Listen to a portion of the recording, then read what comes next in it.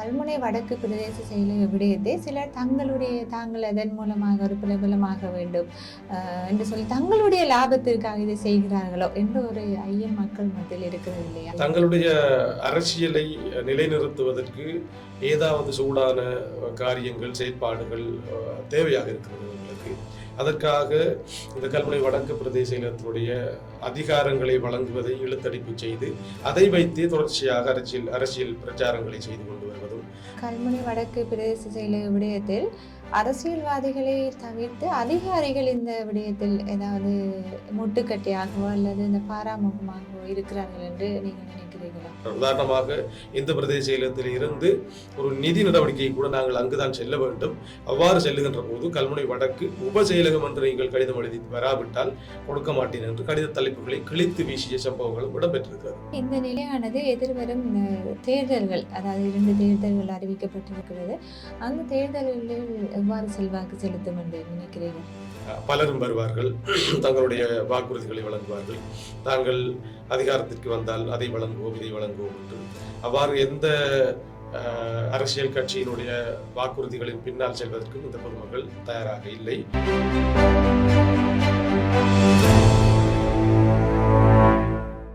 அரசியலின் மறுபக்கம் நிகழ்ச்சி பார்வையாளர்களுக்கு வணக்கம். அரசியலின் மறுபக்கம் நிகழ்ச்சியில் நாங்கள் இந்த வாரம் ஒரு கிழக்கு மாகாணத்தில் இருக்கும் ஒரு முக்கியமான பிரச்சனை தொடர்பாக கலந்துரையாட இருக்கிறோம். பொதுவாக பார்த்தோம்னு சொன்னால் கிழக்கு மாகாணத்தில் நாங்கள் பல்வேறுபட்ட பிரச்சனைகள் தீர்க்கப்படாத பிரச்சனைகள் இருக்கிறது.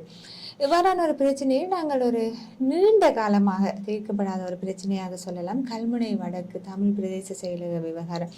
இந்த விடயத்தில் கூட நாங்கள் பார்த்தோம்னு சொன்னால் இது அந்த பிரதேச செயலகத்துக்கு இழைக்கப்படும் அந்த அநீதி, அந்த அடக்குமுறைக்கு எதிராக பல்வேறு ஆர்ப்பாட்டங்கள் போராட்டங்கள் முன்னெடுக்கப்பட்டு கொண்டு இருக்கின்றன. கடந்த வருடங்களில் அதை நாங்கள் அவதானித்திருக்கிறோம்.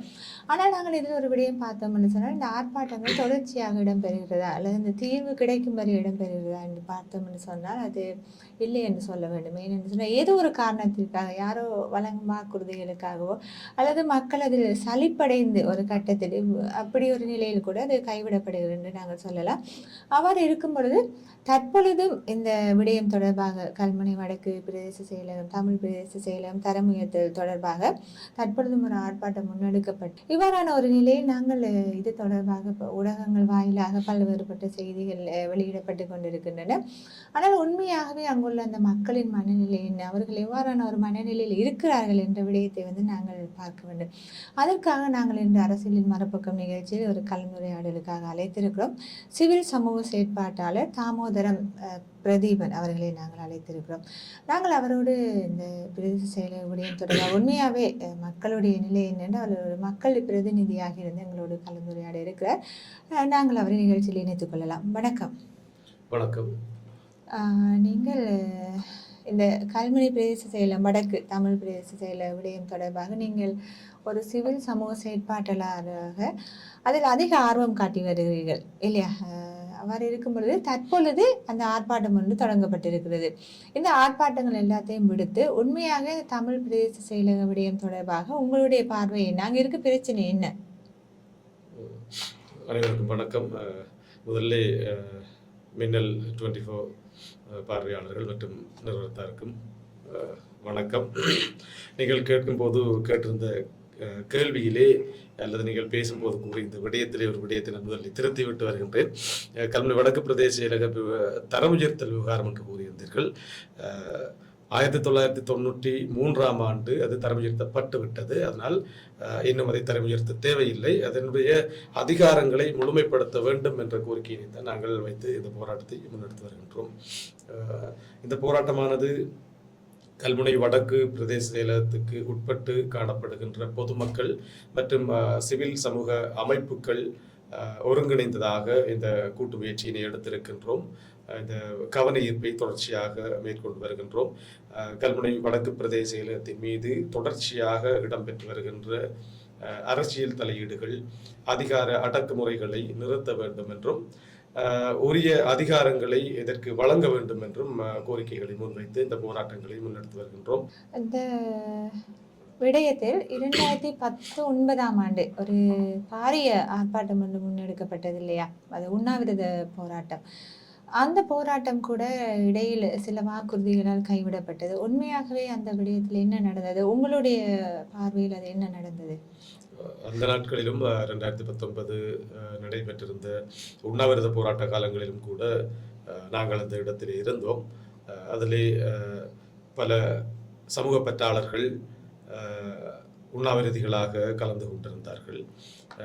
அவர்களும் தொடர்ச்சியாக காலத்துக்கு காலம் இந்த விடயத்தை வைத்து அரசியல் புரிகின்ற அரசியல் கட்சிகளின் சில தலைமைகளாலும் அதேபோன்று இந்த தேசிய அரசியலில் இருக்கக்கூடிய சில நபர்களாலும் கூட அவர்களுடைய போராட்டம் மழுங்கடிக்க செய்யப்பட்டு அல்லது அவர்களுக்கான போலியான வாக்குறுதிகள் வழங்கப்பட்டு அந்த போராட்டம் கைவிட செய்யப்பட்டிருந்தது. அல்லது அந்த 2019ஆம் ஆண்டு உண்ணாவிரத போராட்டம் அவர்கள் நினைத்திருந்த அந்த இலக்கை அடைவதற்கான ஒரு வழியிலே சென்றிருக்கும். ஆனால் போலியான சில வாக்குறுதிகள் அவர்களிடம் திணிக்கப்பட்டு அவர்களுடைய போராட்டம் கைவிட செய்யப்பட்டிருந்தது.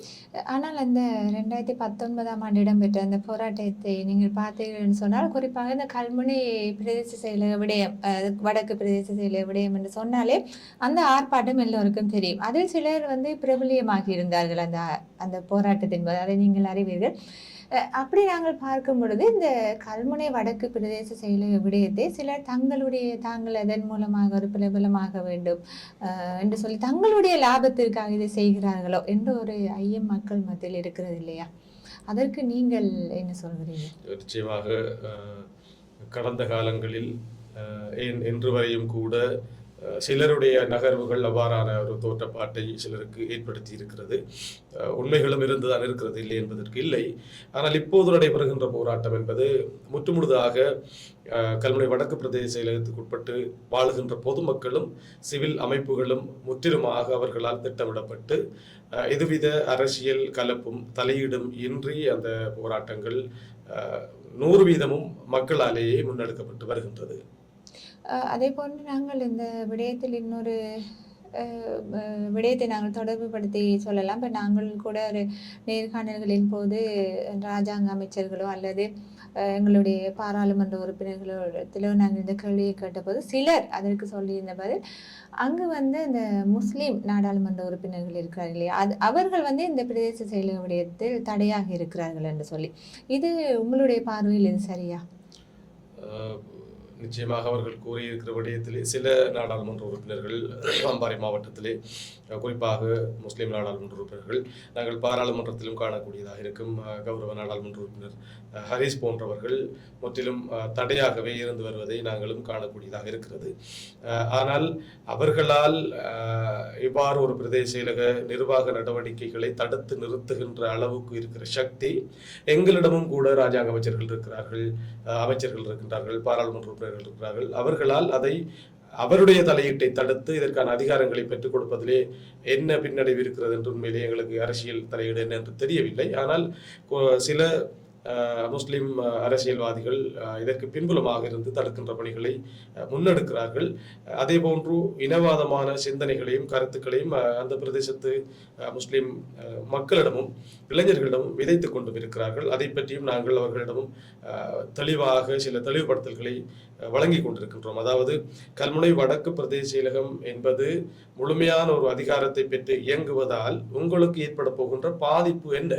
அவ்வாறு எந்த பாதிப்புமே இல்லை என்பதை நாங்கள் தெளிவுபடுத்திக் கொண்டிருக்கின்றோம். அவர்களுக்கு நீங்கள் சொல்வது போன்று அவ்வாறு ஒரு பாதிப்பு இல்லாத விடத்திலும் அவர்கள் இதற்கு தடையாக இருப்பதற்கு என்ன காரணம் என்று நீங்கள் நினைக்கிறீர்கள்? தங்களுடைய அரசியலை நிலைநிறுத்துவதற்கு ஏதாவது சூடான காரியங்கள் செயற்பாடுகள் தேவையாக இருக்கிறது அவர்களுக்கு.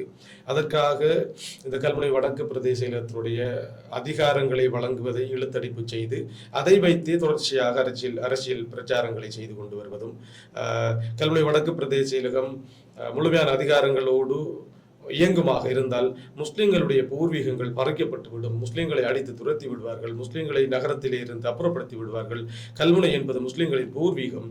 இவ்வாறு போலியான பிரச்சாரங்களை செய்தே அவர்கள் இந்த பிரச்சனையை இன்னமும் வைத்துக் கொண்டிருக்கிறார்கள். அதே போன்று இந்த கல்முனை வடக்கு பிரதேச செயலக விடயத்தில் அரசியல்வாதிகளை தவிர்த்து அதிகாரிகள் இந்த விடயத்தில் ஏதாவது முட்டுக்கட்டையாகவோ அல்லது இந்த பாராமுகமாகவோ இருக்கிறார்கள் என்று நீங்கள் நினைக்கிறீர்களா? நிச்சயமாக எங்களுடைய கோரிக்கைகளை நீங்கள் பார்த்தால் தெரியும். 5 விதமான கோரிக்கைகள் வைத்திருக்கிறோம். அதிலே கல்முனை தெற்கு அல்லது முஸ்லீம் பிரிவு அல்லது கல்முனை பிரதேச செயலாளருடைய தேவையற்ற தலையீடுகள் இங்கே இருக்கிறது. கல்முனை வடக்குக்கு என்று ஒரு தனியான அதிகாரமும் இருக்கத்தக்கதாக 93ஆம் ஆண்டு அமைச்சரவை தீர்மானத்தின் ஊடாக அதை மீறி செயற்படுகின்ற சக்தி அவருக்கு எவ்வாறு இருக்கிறது என்று எங்களுக்கு தெரியவில்லை. இந்த நாட்டிலே அவர் அவ்வாறு செயற்பட்டுக் கொண்டிருக்கின்றார். உதாரணமாக இந்த பிரதேச செயலகத்தில் இருந்து ஒரு நிதி நடவடிக்கையை கூட நாங்கள் அங்குதான் செல்ல வேண்டும். அவ்வாறு செல்லுகின்ற போது கல்முனை வடக்கு உப செயலகம் என்று நீங்கள் கடிதம் எழுதி வராவிட்டால் கொடுக்க மாட்டேன் என்று கடித தலைப்புகளை கிழித்து வீசிய சம்பவங்களும் இடம்பெற்றிருக்கிறது. அதே போன்று இந்த மாவட்டத்திற்கு அம்பாறை மாவட்டத்திற்கு பொறுப்பான அதிகாரியாக இருக்கக்கூடிய மாவட்ட செயலாளர் இந்த விடயத்திலே பாராமுகமாக இருப்பதும் அவரும் இவ்வாறான நடவடிக்கைகளை மேற்கொள்வதும் உண்மையிலே அதிகார வர்க்கத்திலே இருக்கிற உயர் அதிகாரிகளும் கூட எங்களுக்கு எதிராக செயற்படுவதாக நாங்கள் அறிகிறோம். தற்பொழுது ஒரு ஆர்ப்பாட்டம் முன்னெடுக்கப்பட்டிருக்கிறது இல்லையா? இந்த ஆர்ப்பாட்டத்தில் கூட இந்த ஆரம்பத்தில் இருந்த மாதிரியான அந்த ஒரு மனநிலையில் மக்கள் இல்லை. அதோட மக்களுக்கு ஒரு சலிப்புத்தன்மை ஏற்பட்டு விட்டது. அந்த ஆர்ப்பாட்டத்தில் கலந்து கொள்ளும் மக்களின் அளவு கூட குறைந்து விட்டதுன்னு சொல்லி சில செய்திகள் எமக்கு கிடைக்கின்றன. இது தொடர்பாக உங்களுடைய கருத்து? நிச்சயமாக நான் முற்றுமுழுதாக அதை மறுக்கிறேன். காரணம், ஆரம்பம் முதல் சில ஊடகவியலாளர்கள் ஊடக தர்மம் என்பதை மறந்து நடந்து கொண்டிருந்ததை நாங்கள் அவதானித்திருந்தோம். அந்த இடத்திலே போலியான செய்திகளை எழுதியிருந்தார்கள். கல்முனை வடக்கு பிரதேச செயலகத்திற்கு எதிராக மக்கள் போராட்டம் என்று உடலெழுதிய ஊடகவியலாளர் தான் நீங்கள் கூறியது போன்று போராட்டத்திலே மக்கள் சலிப்படைந்து விட்டார்கள், வரவு குறைந்து விட்டது என்றெல்லாம் எழுதியிருந்தார்கள். ஆனால் எங்களுடைய போராட்டம் ஆரம்பத்திலே திட்டமிடப்பட்டிருந்தது. ஒரு நாளைக்கு 9 பேர் மாத்திரமே அந்த இடத்திலே கவனஈர்ப்பு செய்வது. இதுதான் எங்களுடைய திட்டம். அந்த திட்டத்தை சிதைத்தது பாதுகாப்பு தரப்பினர். அதன் பின்னர் நாங்கள் முடிந்த அளவு நீங்கள் எத்தனை பேர் வர முடியுமோ வந்து கலந்து கொள்ளுங்கள் என்று பொதுமக்களிடம் கேட்டிருந்த போது பொதுமக்கள் தானாக விரும்பி 10 பேர் வந்தார்கள், 50 பேர் வந்தார்கள். ஒரு தடவை 350 பேர் வந்திருந்தார்கள். எங்களுடைய திட்டத்தின்படி மீண்டும் இப்போது குறைந்தது ஒரு நாளைக்கு 10 பேர் அந்த இடத்திலே இருந்து கவனஈர்ப்பு செய்தால் போதும் என்பதுதான் எங்களுடைய திட்டம். ஏனென்றால் அதை வைத்து நாங்கள் உரிய அதிகாரங்கள் உடைய இடங்களுக்கு தகவல்களை அனுப்பி கொண்டும் அவர்களோடு பேசிக்கொண்டும் இருப்பதற்கு இங்கு ஒரு கவனஈர்ப்பு தேவையாக இருக்கிறது என்பதனால் குறைந்தது 10 பேர், அதிக அளவிலே எத்தனை பேரும் வரலாம். அவ்வாறான கதைகள் இருக்கிறது என்பதற்காகத்தான் நேற்றைய தினம் இன்றைய 50வது நாளை முன்னிட்டு 49வது நாளிலே குறைந்தது நாங்கள் எதிர்பார்த்தது 5000 பேர். ஆனால் எங்களுக்கு கிடைத்திருக்கிற தகவல் 6200 பொதுமக்கள் அந்த இடத்திலே கலந்து கொண்டிருந்தார்கள். இப்போது அந்த சலிப்படைந்த கதை கதைக்கிறவர்கள் என்ன கதைக்க முடியும் என்பதை நாங்கள் இதற்கு பின்னர் தான் அறிய வேண்டும் என்ன என்று. அதே நீங்கள் சொல்வது போன்ற அந்த 2019ஆம் ஆண்டு கொடுக்கப்பட்ட வாக்குறுதிகள், சில வாக்குறுதிகள் அந்த போராட்டத்தை தடுத்து நிறுத்தியது. அதே போன்று இந்த போராட்டமும் தடுத்து நிறுத்தப்படுமா? நிச்சயமாக வெற்று வாக்குறுதிகள் வழங்குவதற்குரிய சில ஏற்பாடுகளை நாங்கள் அறிகிறோம். சிலருடைய நகர்வுகளையும் நாங்கள் காண்கிறோம். ஆனால் நாங்கள் இந்த போராட்டம் எங்களுடைய பொதுமக்கள் மிகவும் ஆணித்தரமாக ஏற்கனவே 2019 பட்ட ஒரு அடியையும் அனுபவமாக வைத்துக்கொண்டு அதன் முன்னரும் இடம்பெற்ற அடிகளையும் அனுபவமாக வைத்துக்கொண்டு 5 அம்ச கோரிக்கையோடு அமர்ந்திருக்கிறார் அந்த இடத்திலே. அந்த 5 அம்ச கோரிக்கைகளும் நிறைவேற்றப்பட வேண்டும் என்ற ஒரு 100 விதமான முனைப்போடு இருக்கிறார்கள். அதிலும் சேடமாக ஒரு கார்டு கிரியேஷன் செய்து ஒரு கணக்காளரை நியமனம் செய்து ஒரு வங்கி கணக்கு ஆரம்பிக்கப்படுமாக இருந்தால் தங்களுடைய போராட்டம் முடிவு பெற்றியவர்கள் பரிசீலனை செய்வார்கள் அல்லது அவருடைய போராட்டம் தொடரும். இப்பொழுது இந்த போராட்டம் இடம்பெற்று கொண்டிருக்கிறது. இந்த நிலையானது எதிர்வரும் தேர்தல்கள், அதாவது 2 தேர்தல்கள் அறிவிக்கப்பட்டிருக்கிறது. அந்த தேர்தல்களில் எவ்வாறு செல்வாக்கு செலுத்தும் என்று நினைக்கிறீர்கள்? நிச்சயமாக நாங்கள் இந்த போராட்டத்தை வடிவமைத்து ஆரம்பிக்கிற போது, அந்த பொதுமக்கள் இந்த போராட்டத்தை ஆரம்பிக்கிற போது தேர்தல் குறித்த எந்த விதமான நிலைப்பாடும் இருக்கவில்லை இந்த நாட்டிலே. ஆனால் அதன் பின்னர் தேர்தல் ஒன்று அறிவிக்கப்பட்டிருக்கிறது. எங்களை பொறுத்தவரையிலே கடந்த காலங்கள் எங்களுக்கு அனுபவங்கள், பலரும் வருவார்கள், தங்களுடைய வாக்குறுதிகளை வழங்குவார்கள், தாங்கள் அதிகாரத்திற்கு வந்தால் அதை வழங்குவோம் இதை வழங்குவோம் என்று. அவ்வாறு எந்த அரசியல் கட்சியினுடைய வாக்குறுதிகளின் பின்னால் செல்வதற்கும் இந்த பொதுமக்கள் தயாராக இல்லை. தங்களுடைய கோரிக்கையிலே அவர்கள் உறுதியாக இருக்கிறார்கள். அது நிறைவு செய்யப்படுமாக இருந்தால் அவர்கள் அதன் பின்னர் இடம்பெறப் போகின்ற விடயங்களை பற்றி சிந்திப்பார்கள். உங்களை பொறுத்தவரையில் இந்த கல்முனை வடக்கு தமிழ் பிரதேச செயலக விடயத்தில் எவ்வாறு தீர்வு கிடைக்கும், யார் மூலமாக தீர்வு கிடைக்கும் என்று நீங்கள் எதிர்பார்க்கிறீர்கள்? நிச்சயமாக நாங்கள் அந்த 5 கோரிக்கைகளை நீங்கள் பார்க்கலாம். கல்முனை வடக்கு பிரதேச செயலகத்தின் மீது தேவையற்று திணிக்கப்படுகின்ற திணிப்புகள் நிறுத்தப்பட வேண்டும். அதே போன்று கல்முனை தெற்கு அல்லது கல்முனை அல்லது முஸ்லிம் பிரதேச செயலாளருடைய தேவையற்ற தலையீடு நிறுத்தப்பட வேண்டும். 1993 ஆண்டு அமைச்சரவை தீர்மானம் முழுமையாக அமல்படுத்தப்பட வேண்டும். எல்லை நிர்ணயம் செய்யப்பட வேண்டும் போன்ற கோரிக்கைகளை வைத்திருக்கிறோம். இதற்கு உரிய பதிலை வழங்கக்கூடிய அதிகாரிகள், அமைச்சரவை, அமைச்சருடைய செயலாளர், ஜனாதிபதி போன்றவர்கள் இதற்கான பதிலை வழங்க வேண்டும் என்று நாங்கள் எதிர்பார்க்கிறோம். அவர்களுக்கு ஒவ்வொரு நாளும் நாங்கள் எங்களுடைய போராட்டத்தினுடைய அப்டேட்டுகளையும் வழங்கிக் கொண்டே இருக்கிறோம். நீங்கள் இந்த விடயம் தொடர்பாக நேரடியாக ஜனாதிபதி செயலகத்திற்கோ அல்லது அது போன்ற உயரிடங்களுக்கு சென்றிருக்கிறீர்களா? நாங்கள் எங்களுடைய போராட்ட களத்திலே இருக்கிற பொதுமக்கள் சார்ந்து பல குழுக்களாக அங்கே அந்த இடத்திலே வடிவமைக்கப்பட்டிருக்கிறோம். அதிலே அந்த போராட்டத்திலே களத்திலே இருக்கக்கூடிய பொதுமக்கள், அதை கோஆர்டினேட் பண்ணக்கூடியவர்கள், எழுத்து மூல வேலைகளை செய்யக்கூடியவர்கள், இவ்வாறான சந்திப்பை செய்யக்கூடியவர்கள் என்று சில குழுக்களாக இருக்கிறோம். அந்த அடிப்படையிலே அந்த சந்திப்புகளை செய்வதற்கான குழுக்கள் சந்திப்புகளை செய்திருக்கிறார்கள். அதே போன்று இந்த விடயம் தொடர்பாக நீதிமன்றத்தில் வழக்குகள் தாக்கல் செய்யப்பட்டு இருக்கிறது இல்லையா? இவ்வாறான ஒரு நிலையில் நீங்கள் இந்த ஆர்ப்பாட்டத்தை முன்னெடுத்திருப்பது என்பது எவ்வளவு தூரம் சாத்தியமான, எவ்வளவு தூரம் இது இந்த ஆர்ப்பாட்டத்தில் கலந்து கொண்டிருக்கும் மக்களுக்கு பாதுகாப்பான ஒரு விடயம் என்று நீங்கள் நினைக்கிறீர்கள்? நிச்சயமாக இது ஒரு நல்ல கேள்வி. பலரிடம் அந்த கேள்வியும் விமர்சனமும் இருக்கிறது. அதாவது நீதிமன்ற வழக்கு என்பது நாங்கள் எங்களுடைய பொதுமக்கள் சார்பிலே எங்களுடைய கௌரவ அம்பாறை மாவட்ட நாடாளுமன்ற உறுப்பினர் தவராசா கலையரசன் அவர்கள் வழக்கு தாக்கல் செய்திருந்தார் 2023 பிப்ரவரி மாதம். அதன் பின்னரும் கூட எங்களுக்கு எதிராக செயல்பட்டு கொண்டிருக்கிற செயல்பாடுகளை செய்கின்ற சிலர் ஒரு வழக்கை தாக்கல் செய்திருந்தார்கள். அவ்வாறு இருக்கையிலே இந்த போராட்டம் முன்னெடுக்கப்படுவது சரியா, சட்டத்துக்கு உட்பட்டதா என்ற கேள்வி இருக்கிற அதே நேரம் அவர்களிடம் நாங்கள் கேட்கிறோம், 2018 ஆண்டும் கூட எங்களுக்கு எதிராக ஒரு வழக்கு தாக்கல் செய்யப்பட்டிருக்கின்றது. CA RIT 300/2018 என்ற இலக்கமுடைய ஒரு வழக்கு தாக்கல் செய்யப்பட்டிருக்கின்றது. அவ்வாறு வழக்கொன்று தாக்கல் செய்யப்பட்டிருக்கிற வேளையிலே எங்களுடைய கல்முனை வடக்கு பிரதேச செயலகத்தை உபசெயலகம் என்று எவ்வாறு கல்முனை தெற்கினுடைய பிரதேச செயலாளர் எழுத முடியும் அல்லது மாவட்ட செயலாளர் எழுத முடியும்?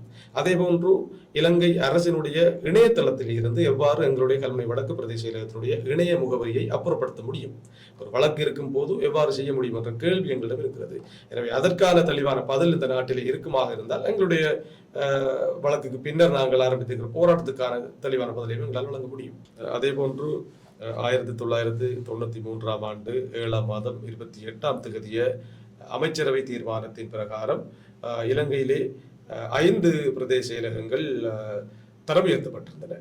அந்த அடிப்படையிலே எங்களுடைய மாவட்டத்திலேயே காரைதீவு பிரதேச செயலகமும் எங்களுடைய கல்முனை வடக்கு பிரதேச செயலகமும் அந்நேரம் அந்த நாட்களிலே கல்முனை தமிழ் பிரதேச செயலகம் ஒன்றை தரம் உயர்த்தப்பட்டிருந்தது. அதே போன்று அதனோடு ஈச்சிலம்பட்டு, ஒட்டு சுட்டான் போன்ற பல செயலகங்களும் தரம் உயர்த்தப்பட்டிருந்தன. ஆனாலும் அந்த ஏனைய 4 பிரதேச செயலகங்களும் முழுமையான அதிகாரங்களோடு இயங்குகின்ற போது எங்களுடைய கல்முனை தமிழ் பிரிவு அல்லது கல்முனை வடக்கு பிரதேச செயலகம் மாத்திரம் இன்னமும் முழுமையான அதிகாரங்கள் வழங்கப்படாமல், குறிப்பாக காணி அதிகாரம், நிதி அதிகாரம் போன்றவை வழங்கப்படாமல் இன்னும் இழுத்தடிப்பு செய்யப்பட்டு வருவது உண்மையிலே இந்த நாட்டிலே சட்டமும் நீதியும் ஒழுங்கும் சரியாக இயங்குகிறதா என்ற கேள்வி எங்களுக்கு இருக்கிறது. எனவே எங்களுடைய கோரிக்கை 1993 ஆண்டினுடைய அமைச்சரவை தீர்மானத்தை முழுமையாக நடைமுறைப்படுத்த வேண்டும் என்பது. இப்பொழுது நீங்கள் அங்கு முன்னெடுத்திருக்கும் இந்த ஆர்ப்பாட்டம் இதற்கு ஒரு தீர்வு கிடைக்க பெறாவிட்டால் உங்களுடைய அடுத்த கட்ட நடவடிக்கை என்னவாக இருக்கும்? நிச்சயமாக போராட்டம் தீர்வு கிடைக்கும் வரை முன்னெடுக்கப்படும். அவ்வாறு இந்த அகிம்சை வழியிலே முன்னெடுக்கப்படுகின்ற இந்த போராட்டம் மறுவடிவம் கொண்டு அம்பாறை மாவட்ட செயலகத்தின் முன்பாக அல்லது கொழும்பு தலைமைச் செயலகம் முன்பாக எங்களுடைய போராட்டத்தை நாங்கள் முன்னெடுக்க வேண்டிய நிலை ஏற்படும். நிச்சயமாக இந்த கல்முனை வடக்கு பிரதேச செயலக விடயத்தில் இந்த ஆர்ப்பாட்டங்கள் தொடர்ச்சியாக முன்னெடுக்கப்பட்டு கொண்டிருக்கின்றன. இப்பொழுதும் கூட ஒரு ஆர்ப்பாட்டத்தை அங்குள்ள மக்கள் முன்னெடுத்திருக்கிறார்கள். இதற்கு ஒரு தீர்வு எட்டப்பட வேண்டும் என்பதே எல்லாருடைய எதிர்பார்ப்பாக இருக்கிறது. இது தொடர்பாக பல்வேறுபட்ட வதந்திகள் பரவிய நிலையில் அது தொடர்பான தெளிவுபடுத்தல்களை திரு பிரதீபன் எங்களுக்கு வழங்கியிருந்தார். எங்களுடைய அழைப்பை ஏற்று இந்த நிகழ்ச்சியில் வந்து கலந்து கொண்டிருந்தமைக்கு நன்றிகள். நன்றி.